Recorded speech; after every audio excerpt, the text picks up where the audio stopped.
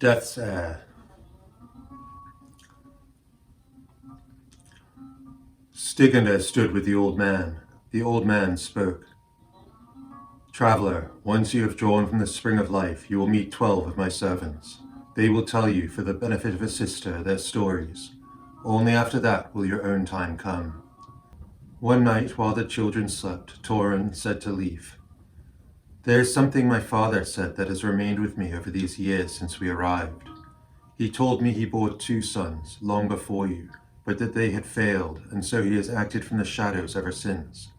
What did he mean?" "Rest. Close your eyes. I shall show you a dream."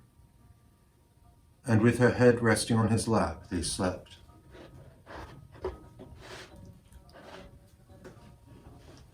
The first.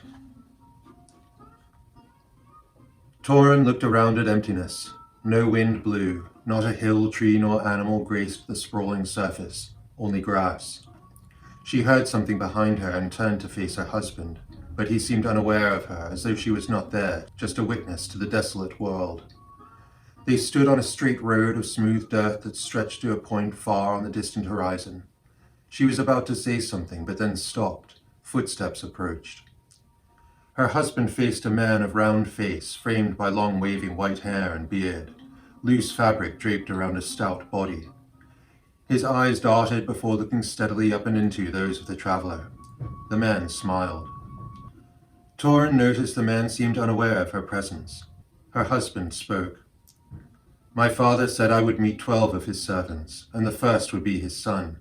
Are you my father's son?" "I am that. We 12 of his servants were chosen to approach you, and this world was created in dream for that purpose. I stand before you to tell a piece of my story. Each of us shall do the same before receding from dream to return to those lives we each now hold." The first of 2 sons, Torin thought to herself. The man continued. "Many hundreds of years ago, I was one amongst mankind. Not made for physical beauty, my mother gave birth to a son of particular characteristics, my thought and my speech. I was your father's first son on earth, and through me he learned his mistakes. I was not made without fault. Your father gave me my mind and my resilient strength, but to train such resilience in me, to train my thought towards words, he made me ugly. My mind, inspired by his dream of a more heavenly existence for man, embodied reason as its language. With that, from early in my life, I listened to beauty in the world around me. Only later, with that reason, did I speak. I made conversation the mirror of my life. I sought to know my heart and mind, so to help others to know theirs. I gained a following of friends, but ultimately it proved that the world in which I was born could neither understand the way I felt, nor the way I thought. I hoped to inspire men through discourse and conversation, but after time I noticed that what I said to my people was lost as if to a void.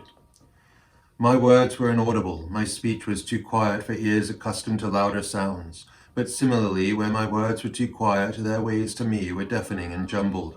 What they said to me was lost, as is the language of chaos to a listener whose comprehension is mannered after the ways of order alone. To communicate with my people, I would have to relearn their language, but to speak in their way, I would have to return to the very chaos that my life had been designed to overcome. I had worked too long. I could not go back. I realized that as long as I could communicate with them, I would never myself be silent. My mind would, of necessity, be cluttered with the din of their world. For that reason I was conflicted. I wished for silence, and yet my duty was also to friends. But I was discouraged by what I found in those friends. I would see what seemed beautiful, but then would find mere shells containing only brittle terror. The mystery they would seem to hold would dissipate like clouds under the sun, and I realized that what I had seen in them was an image from elsewhere in time, something long gone, something merely of a distant, long-lost potential. As a man, a part of me urged that I should draw away, to save my sense of silence, but I found I could not. I wanted for companions I could touch, as a dream of heaven is a lonely companion for a mere man of flesh. But no matter what I gave, I would be disappointed, because the more I gave, the more strange I became, until I became just a shade of lightness, extinguished, pinched between the coarse fingers of my undoing. I was given a particular task with my birth, to undo a flaw in the making of man, but despite all I had done, I had failed. and even now I see my name passed around beside those of my students. But I also see that nothing has changed, my teachings diluted to academic understanding. The meaning of them, their very soul, their one reason to be was lost, but for a shell attached to my name.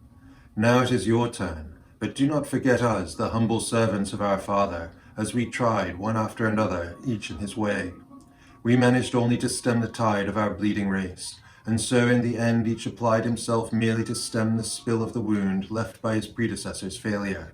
The floor was too deep. No matter what methods we employed, our results would always be tainted. In my case, based on my misconception that man desired to see truth, I sought to train reason in man, that a world could be forged to create more in the manner of God. My followers, likewise, acted to save man from himself. Each strove to inspire man towards a more encompassing appreciation of life, but each always learned that he endured only so long as he did not undermine those who profited from deception.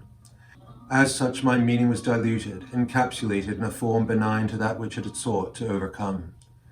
I am just one among those who each thought he could do more than he could.